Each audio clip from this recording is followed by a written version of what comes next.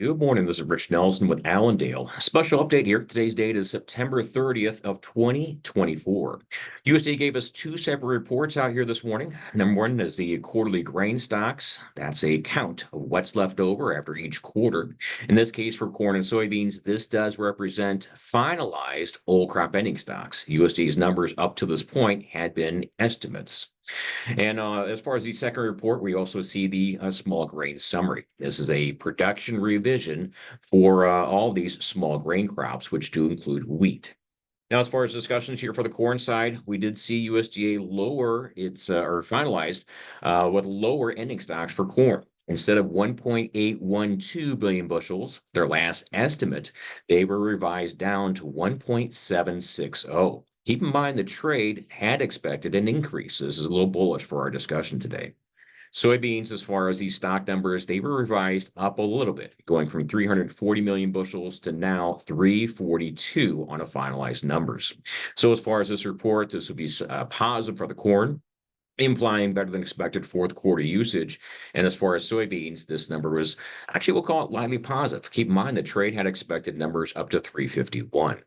Now, also in the small grain or also in the grain stocks report, there are revisions to last fall's harvest. They've been doing this for now 20 years for soybeans, and in this case, 5 years now for corn. As far as a corn production revision, just a minuscule 1 million bushel decline from the prior estimate. So 15.341, not a market moving discussion.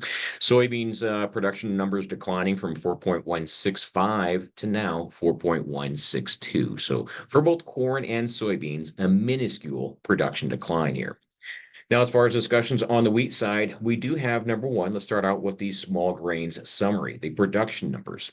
This was revised down from 1.982 to 1.971. So a very minor 11 million bushel drop. That was relatively close to the average trade guess. And what's left over for wheat after 1 quarter of usage. So keep in mind for the quarterly grain stocks report, this is different for wheat, which has a different marketing year. So as far as our September 1 grain stocks, those were counted at 1.986. The trade had expected 1.973. So not really a big surprise or big market mover there. So numbers as far as today, those little positive on the corn side, neutral to slightly positive for soybeans, and we'll call the wheat numbers mostly neutral.